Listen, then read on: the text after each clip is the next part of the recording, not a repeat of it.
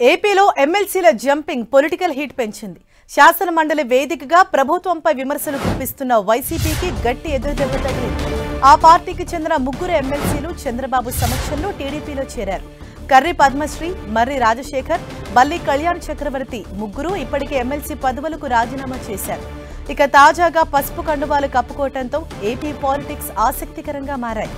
ఎవరి ఒత్తిడితో తమ రాజీనామాలు ఆమోదించడం లేదంటూ మండలి చైర్మన్ ని టార్గెట్ చేశారు ఈ ముగ్గురు సభ్యులు. త్వరలో వైసీపీకి చెందిన మరికొంతమంది ఎమ్మెల్సీలు టీడీపీలో చేరతారంటూ ప్రచారం జరుగుతోంది. ఇదే విషయంపై మరింత సమాచారం మా ప్రతినిధి రవిచంద్ మనకు అందిస్తారు. రవిచంద్,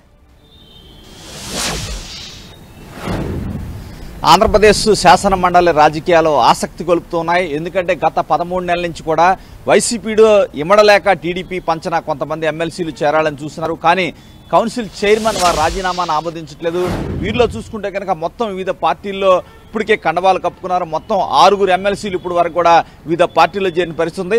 అయితే రీసెంట్గా నిన్న సాయంత్రం చంద్రబాబు సమక్షంలో టీడీపీలో చేరారు ముగ్గురు శాసన మండలి సభ్యులు.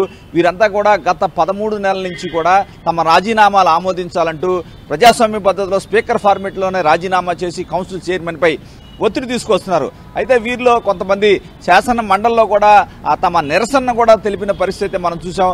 కానీ చైర్మన్ మాత్రం దీనికి ఎప్పుడు అనుమతి ఇవ్వలేదు. దీనిపై ఇంకా పరిశీలనలో ఉన్నాయని చెప్తున్నారు. చూస్తే కనుక న్యాయస్థానాల్లో కూడా ఏదైతే జయమంగళం వెంకటరమణ ఎమ్మెల్సీ న్యాయస్థానాలను కూడా ఆశ్రయించారు. తమ రాజీనామాలు ఆమోదించాలని కూడా ఆయన కోరిన పరిస్థితుంది. దానికి సంబంధించి చైర్మన్ కూడా ఆ నోటీసులు అయితే హైకోర్టు నుంచి వచ్చిన పరిస్థితుంది. ఈ నేపథ్యంలో నిన్న రీసెంట్గా ముగ్గురు టీడీపీలో జాయిన్ అయిపోయారు. మర్రి రాజశేఖర్ కావచ్చు, కర్రి పద్మశ్రీ, బల్లి కళ్యాణ్ చక్రవర్తి ఈ ముగ్గురు కూడా చంద్రబాబు సమక్షంలో టీడీపీలో చేరారు. అయితే ఇంతకు ముందే పోతుల సునీత, అదేవిధంగా షక్యా ఖానం కూడా అంటే డిప్యూటీ చైర్పర్సన్ గా ఉన్నారు కౌన్సిల్లో. వీరిద్దరు కూడా బీజేపీ కండవా కప్పుకున్నారు. జయమంగళం వెంకటరమణ అనే సభ్యులు మాత్రం జనసేనలో చేరిన పరిస్థితుంది. మొత్తం ఈ 6 కూడా రేపు సోమవారం నుంచి శాసన మండలికి హాజరవుతారు. ఎందుకంటే ఇప్పుడు వైసీపీకి సంకట పరిస్థితి అయితే మనకి కనిపిస్తుంది. ఎందుకంటే వారిపై వైసీపీయే ఫిర్యాదు చేయాల్సిన అవసరం ఉంటుంది.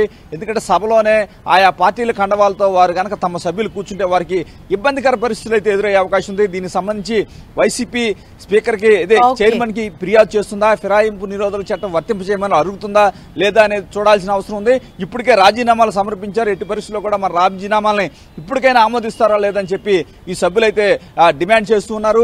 ఎవరైతే చైర్మన్ ని వెనకుండి ఆడిస్తున్నారని చెప్పి కూడా చైర్మన్ ని టార్గెట్ గా వీరైతే విమర్శలు చేస్తున్న పరిస్థితుంది. అయితే సోమవారం నుంచి శాసన మండలిలో కొంత ఆసక్తికర పరిణామాలు అయితే మనకు కనిపించే అవకాశం కనిపిస్తుంది.